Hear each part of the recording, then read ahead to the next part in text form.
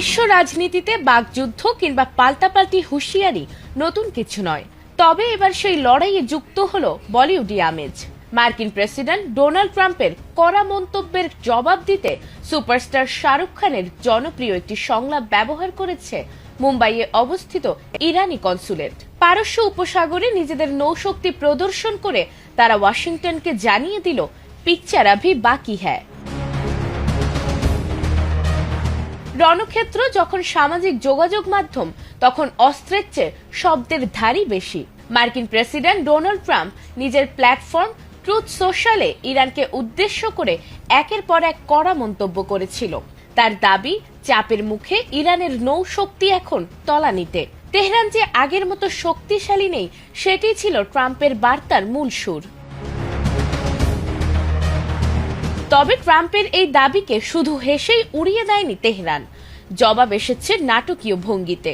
মুম্বাইয়ে অবস্থিত ইরানি কনসুলেট তাদের অফিসিয়াল এক্স হ্যান্ডেলে একটি ভিডিও শেয়ার করেছে, যেখানে দেখা গেছে উত্তাল সমুদ্রে ইরানের অত্যাধুনিক স্পিড বোট এবং দূরপাল্লার মিসাইল মহড়া। কিন্তু ভিডিওর চেয়েও বেশি আলোচনার জন্ম দিয়েছে এর ক্যাপশন। সেখানে ব্যবহার করা হয়েছে শাহরুখ খানের ব্লকবাস্টার সিনেমা ওম শান্তি ওমের সেই কালজয়ী সংলাপ, পিকচার আভি বাকি হ্যায়। অর্থাৎ ট্রাম্প ইরানের যে শক্তির হিসেব করছেন তা কেবল শুরু, আসল সিনেমা বা পূর্ণ সক্ষমতা দেখা এখনো বাকি। বিশ্লেষকরা বলছেন, এটি কেবল একটি পোস্ট নয়, বরং মনস্তাত্ত্বিক লড়াইয়ের একটি অংশ। সরাসরি যুদ্ধের হুমকির বদলে পপ কালচার বা জনপ্রিয় সংস্কৃতি ব্যবহার করে নিজেদের আত্মবিশ্বাস জানান দিল ইরান। নেটিজেনদের কাছে এই সংলাপ যুদ্ধ এখন বিনোদনের বড় খোরাক।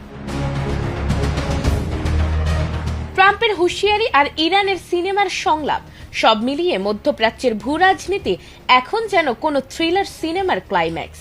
এখন দেখার বিষয়, ওয়াশিংটন এই বলিউডি জবাবের পর নতুন কোনো চিত্রনাট্য সাজায় কিনা।